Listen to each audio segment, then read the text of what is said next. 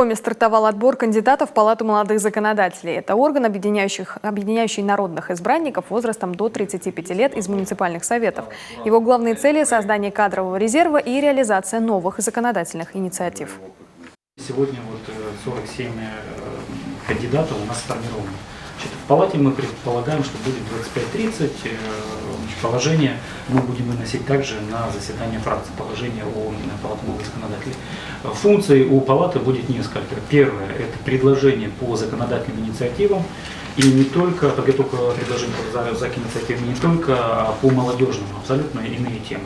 В том числе развитие местного самоуправления, ТОСы, старосты, народные бюджеты, бюджетные отношения и так далее. Это первая большая задача. Вторая задача – это обучение и некое формирование кадрового резерва Республики Коми.